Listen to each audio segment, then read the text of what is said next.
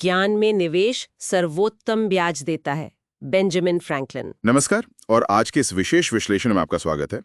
हम आज बात कर रहे हैं भारतीय अर्थव्यवस्था की ताज़ा स्थिति पर, और ये चर्चा आधारित है रिजर्व बैंक के हालिया लेख अर्थव्यवस्था की स्थिति पर, जो इंडियन एक्सप्रेस में प्रकाशित हुआ। ये डिस्कशन खास तौर पर यूपीएससी एस्पिरेंट्स के लिए और उन सभी के लिए जो इकोनॉमी को समझना चाहते हैं, काफ़ी काम का हो सकता है। तो हमारा मकसद है कि इस रिपोर्ट के जो मुख्य पॉइंट्स हैं, जो चुनौतियां हैं और आगे क्या हो सकता है, उसे सरल शब्दों में समझें। चलिए शुरू करते हैं। तो शुरुआत कुछ अच्छी खबरों से करते हैं।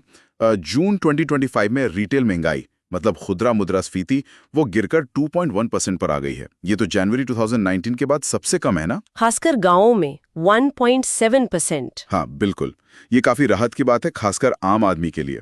हेडलाइन इन्फ्लेशन का नीचे आना अच्छा संकेत है। लेकिन इसमें एक पेंच भी है शायद। कोर मुद्रास्फीति वो थोड़ी बड़ी है 4.4% पर। इसका क्या मतलब है? हाँ, ये एक दिलचस्प पॉइंट है। देखिए, हेडलाइन इन्फ्लेशन में खाने पीने की चीजें, ईंधन, ये सब शामिल होता है, जो काफी वोलेटाइल होता है। कोर इन्फ्लेशन से वो हटा देते हैं। तो उसका बढ़ना मतलब 4.4% होना, ये दिखाता है कि अर्थव्यवस्था में शायद सेवाओं जैसे क्षेत्रों में मांग का दबाव अभी भी बना हुआ है। अच्छा। तो ये आरबीआई के लिए एक तरह की दुविधा हो सकती है आगे चलकर कि ब्याज दरों का क्या करें। वैसे और भी पॉजिटिव चीजें हैं, जैसे चालू खाते को देखें। हाँ, करंट अकाउंट। जी, 2024-25 की चौथी तिमाही में उसमें जीडीपी का 1.3% सरप्लस रहा। मतलब हमने कमाया ज्यादा, खर्चा कम किया बाहरी दुनिया से लेन देन में। और पूरे साल का देखें, FY24 का, तो चालू खाता घाटा, जिसे कैड कहते हैं, वो जीडीपी का सिर्फ 0.7% रहा। ये काफी कम है। ये तो काफी अच्छा सुधार है। और फिस्कल डेफिसिट यानी सरकारी घाटे का क्या? उसमें भी सुधार के संकेत हैं। तो ये मैक्रो इकोनॉमी के लिहाज से अच्छी बातें हैं। और व्यापार के मोर्चे पर सुना है मई में ट्रेड डेफिसिट, व्यापार घाटा, वो भी कम हुआ। हाँ, वो भी काफी कम हुआ।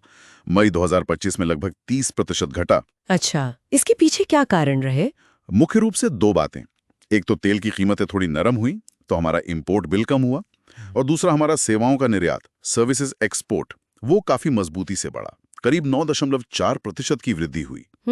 और साथ ही एफडीआई इनफ्लो यानी प्रत्यक्ष विदेशी निवेश, वो भी FY25 में 14% बढ़ा है।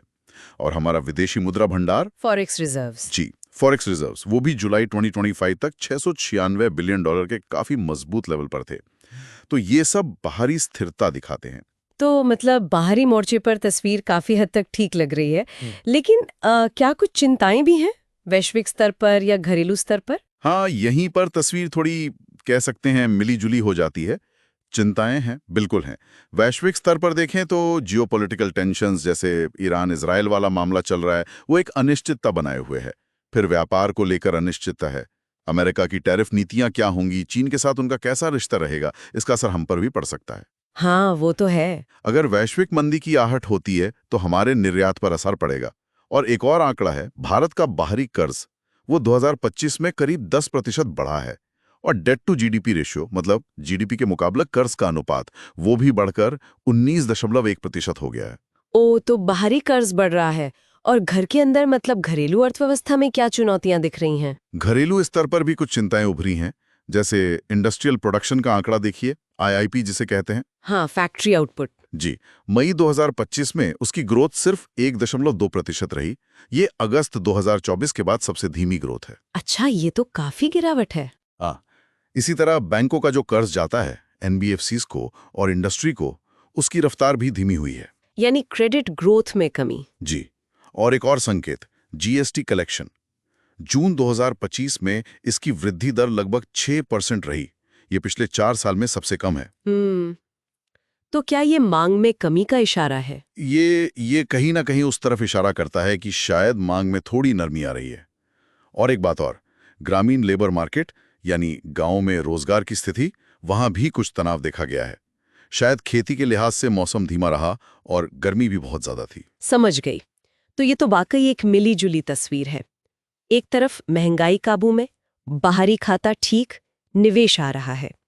दूसरी तरफ दुनिया में टेंशन और देश के अंदर उत्पादन, कर्ज और शायद मांग में भी सुस्ती। तो ऐसे में रास्ता क्या है? आगे क्या करना चाहिए? देखिए, रास्ता तो संतुलन साधने का ही है, मतलब बहुत ध्यान से चलना होगा। एक तरफ हमें वैश्विक अनिश्चितताओं से खुद को बचाना है, इसके लिए व्यापार समझौतों पर तेजी लानी होगी, जैसे अमेरिका के साथ एफटीए की बात चल रही है। एक्सपोर्ट्स को सपोर्ट करना होगा। और घरेलू मोर्चे पर मांग को, खासकर ग्रामीण मांग को और रोजगार को सहारा देना बहुत जरूरी है, खेती के धीमे मौसम में खासकर। लेकिन ये सब करते हुए ये ध्यान रखना है कि महंगाई फिर से ना बढ़ जाए और सरकारी खजाने पर ज्यादा बोझ ना पड़े। मतलब राजकोषीय अनुशासन बनाए रखना है। तो ये एक तरह का टाइट रोप वॉक है, विकास भी करना है, महंगाई भी रोकनी है और घाटा भी काबू में रखना है। बिल्कुल, यही सबसे बड़ी चुनौती है। तो अगर हम इसे समेटें तो भारतीय अर्थव्यवस्था एक दिलचस्प मोड़ पर है। सकारात्मक संकेत है, महंगाई नियंत्रण में है, व्यापार संतुलन सुधरा है, निवेश आ रहा है, लेकिन साथ ही वैश्विक जोखिम है और घरेलू स्तर पर औद्योगिक उत्पादन और क्रेडिट ग्रोथ में सुस्ती जैसी चुनौतियां भी हैं। एकदम सही कहा।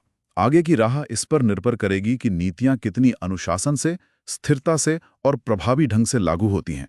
वेलफेयर स्कीम जरूरी हैं, लेकिन साथ ही निवेश, निर्यात और घरेलू मांग को बढ़ाने वाली नीतियों के बीच एक सही संतुलन साधना होगा। तभी हम इन चुनौतियों को लंबे समय के विकास के अवसरों में बदल पाएंगे। हमारे सुनने वालों के लिए आज की इस चर्चा में आपको कौन सी बात सबसे अहम लगी? क्या कोई आंकड़ा आपको चौंका गया? अपने विचार नीचे कमेंट्स में जरूर शेयर करें। और अगर आपको आरबीआई की रिपोर्ट पर इंडियन एक्सप्रेस में आधारित ये विश्लेषण उपयोगी लगा तो कृपया लाइक करें, सब्सक्राइब करें और अगर आपके कोई और सवाल है तो कमेंट्स में पूछ सकते हैं। और हाँ, श्रोताओं के लिए एक आखिरी सवाल छोड़ जाता हूँ। हम देख रहे हैं कि वैश्विक कारक हमारी अर्थव्यवस्था को कितना प्रभावित करते हैं। तो क्या आपको लगता है कि इस बढ़ती अनिश्चितता के माहौल में रीजनल इकोनॉमिक कोऑपरेशन, मतलब जैसे दक्षिण एशिया के देशों का आपसी सहयोग, क्या ये बाहरी झटकों से बचाने में पहले से ज्यादा महत्वपूर्ण हो सकता है? इस पर जरूर सोचिएगा।